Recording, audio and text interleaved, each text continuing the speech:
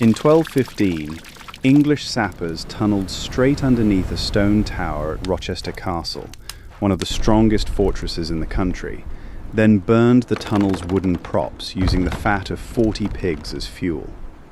Within hours, a wall over 12 feet thick came down. It looked like it had been made of sand. No battering ram touched it. No catapult cracked it. Nobody inside the castle heard a single meaningful blow before the tower gave way. Weeks of siege, and barely any of it had moved. King John's own military engineers had just proven something that would shape siege warfare for the next 300 years. Castle walls don't usually get broken. They get outsmarted. Here's the part almost nobody expects. The men who pulled that off weren't soldiers charging in with swords. They were specialists, closer to demolition contractors than knights, hired specifically because they understood physics, geology, and fear better than anyone holding a weapon did. That's the real story behind almost every siege that ever actually succeeded. So today, we're tracing the entire toolkit these engineers used against unbreakable walls.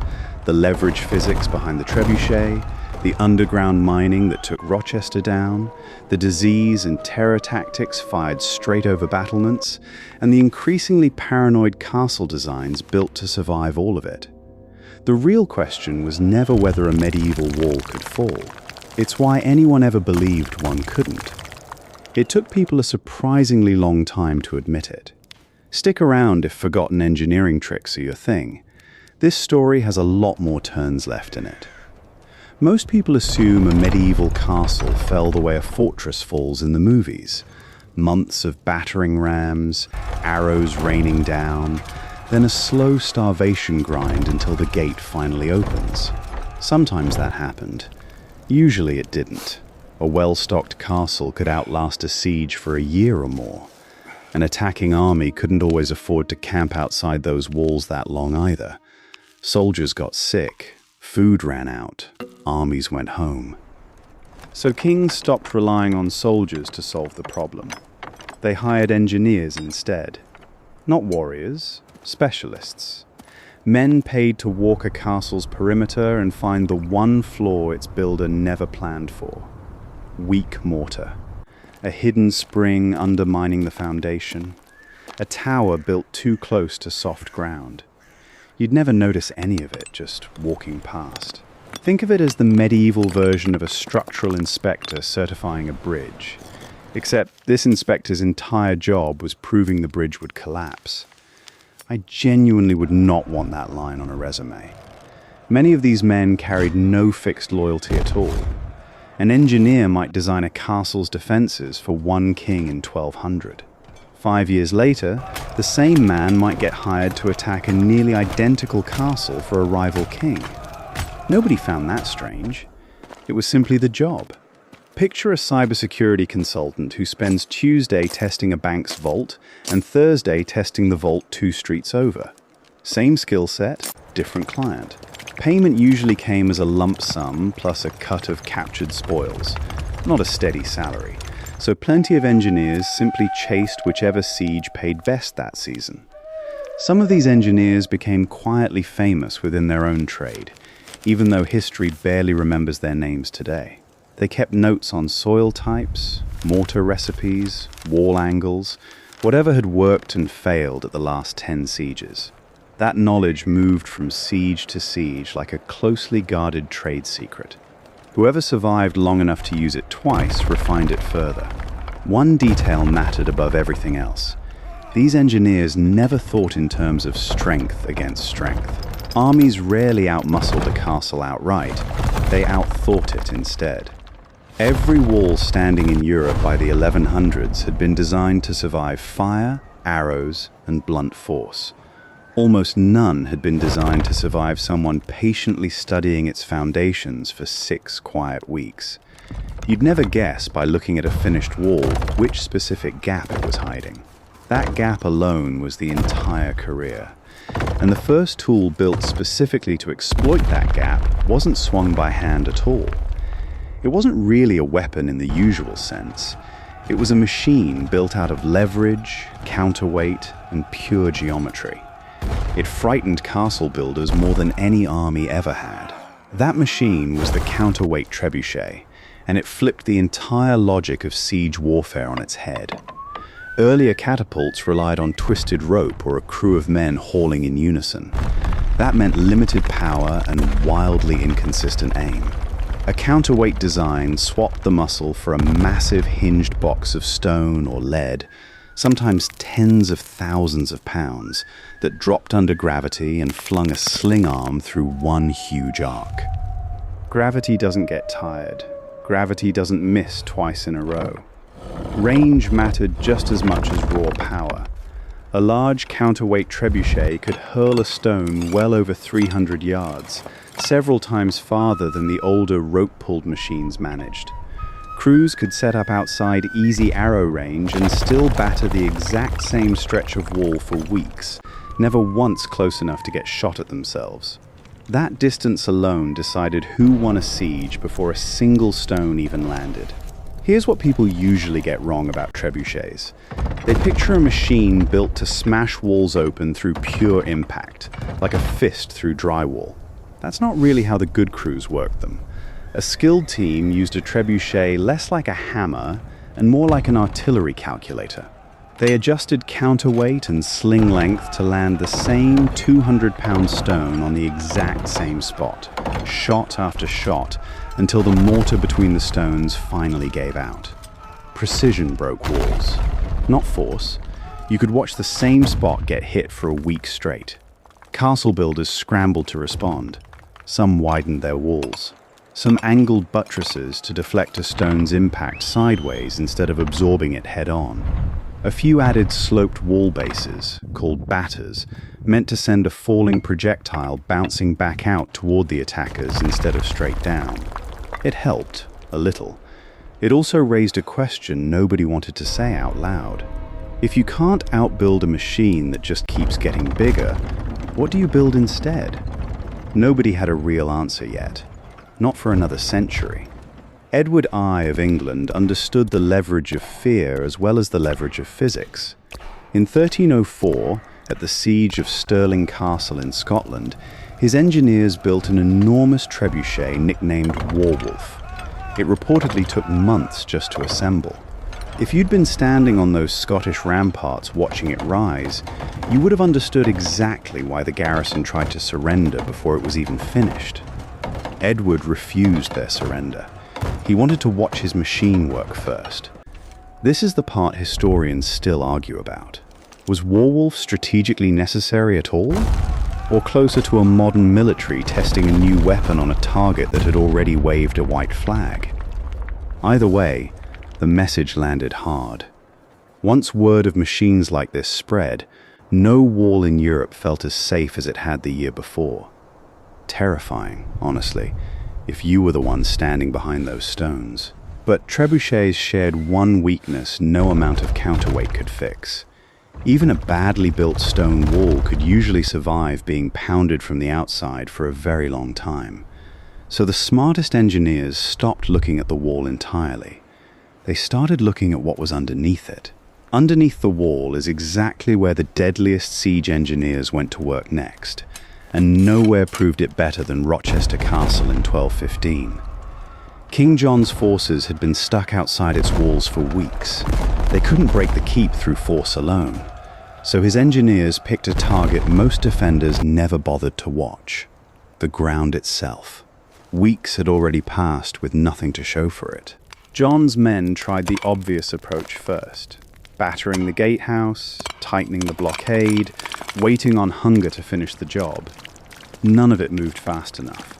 This king needed his castle back under control immediately, not eventually.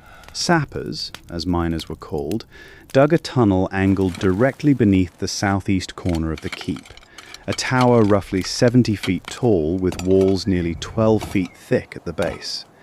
As they dug, they propped the tunnel's roof with heavy timber beams, the same way a mine shaft gets shored up today so it doesn't collapse early. Once the tunnel reached under the tower's foundation, the real trick began. They packed those wooden props with fuel and set them alight. King John specifically ordered 40 of the fattest pigs, the ones least good for eating, sent to the site to supply it. Pig fat burns hot, slow, and long. Exactly what you need to guarantee a support beam turns to ash instead of merely charring on the surface.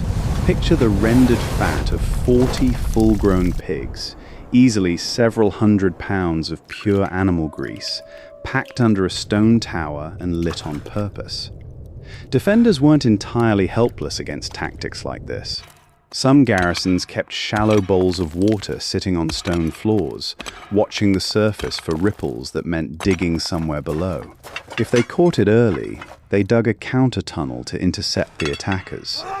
That occasionally meant two teams of miners meeting each other underground, in the dark, fighting by candlelight in a tunnel barely wide enough to kneel in.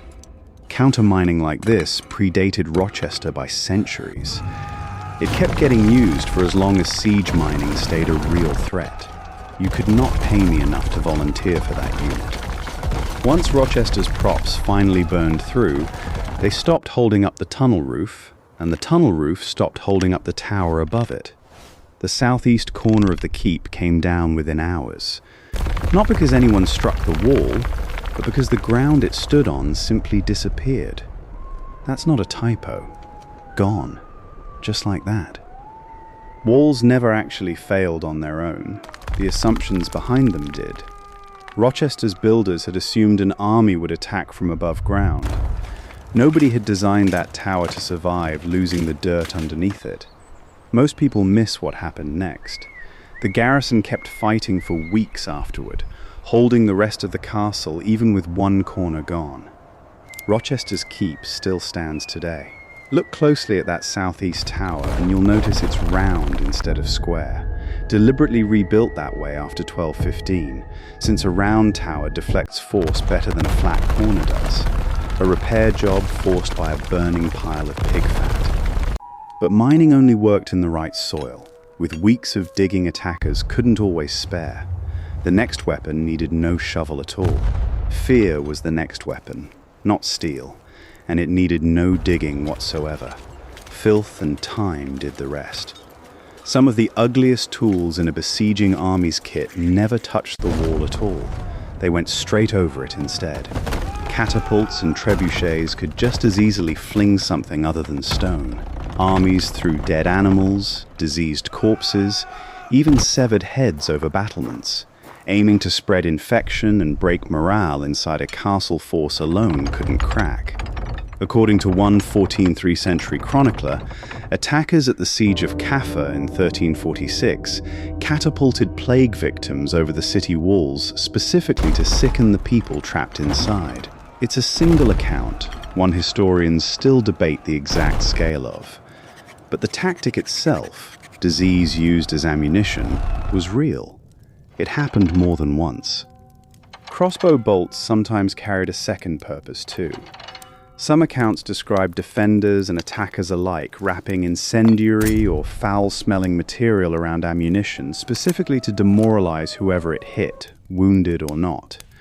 Chroniclers rarely recorded exact numbers for tactics like this, understandably, but the pattern shows up again and again, across separate sieges, on separate continents, decades apart.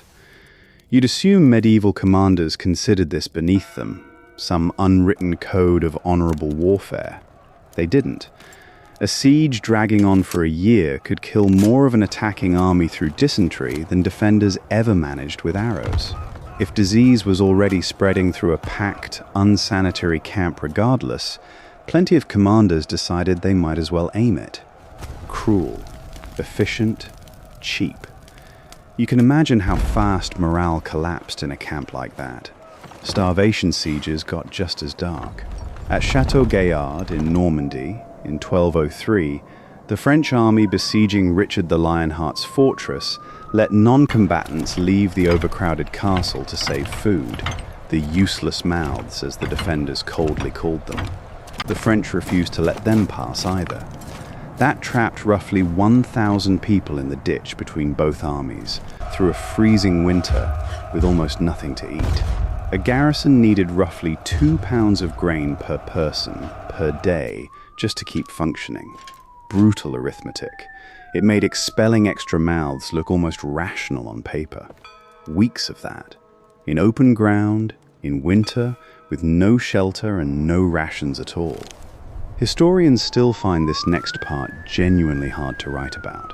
One surviving chronicle records starving people in that ditch, resorting to eating the dead just to reach spring. I will never again complain about a delayed food delivery. None of this required a single machine, a single tunnel, or one soldier scaling a wall. Which raises an obvious question.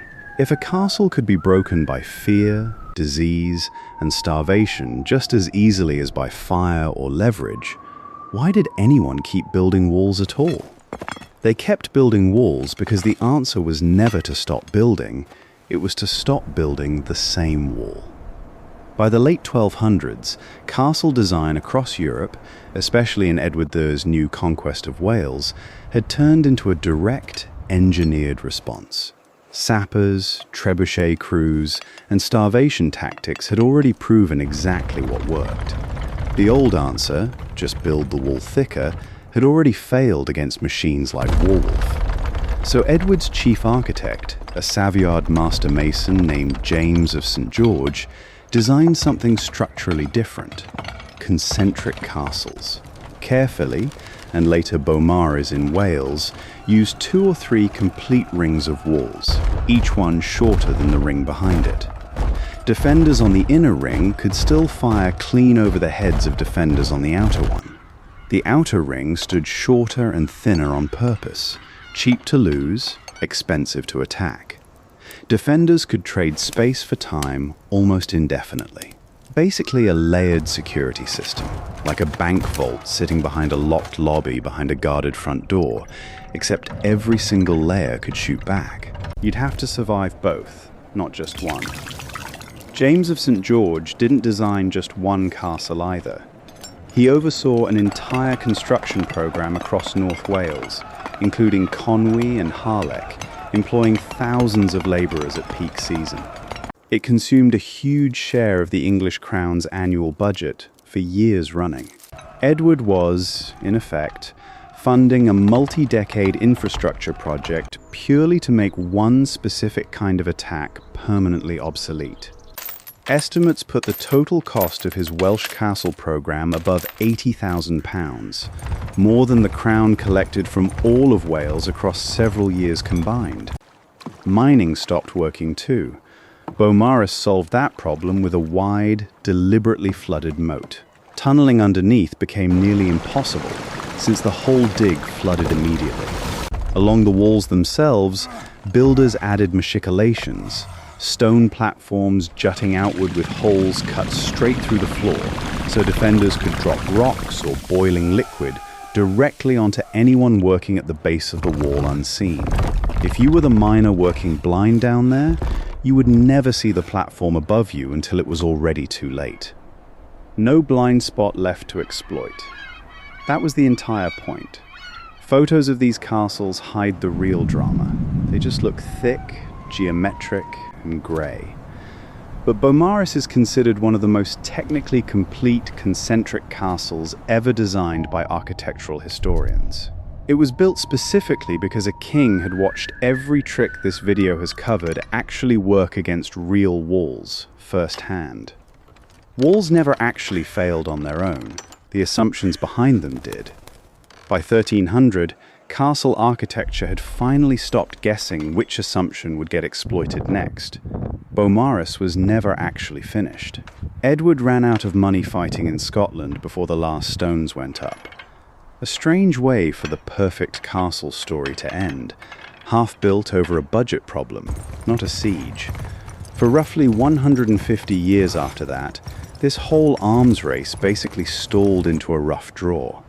Then something arrived that made every wall built up to that point, thick, angled, concentric, or otherwise, obsolete within a single generation. That something was gunpowder artillery. Once cannons finally got large enough to matter, Medieval-style vertical walls turned from a defense into a liability. The clearest proof came in 1453 at Constantinople. The city's Theodosian walls had protected it for roughly 1,000 years, surviving siege after siege that medieval Europe had come to consider essentially unbreakable. Sultan Mehmed brought enormous bronze cannons to the siege. One, reportedly built by an engineer named Orban, could fire stone balls weighing over 1,200 pounds, roughly the weight of a small car, straight into stonework designed to stop arrows and battering rams, never explosive force. The siege lasted about 53 days. A wall that had held for a millennium came down in under 2 months. Cannons like these weren't cheap or easy to move.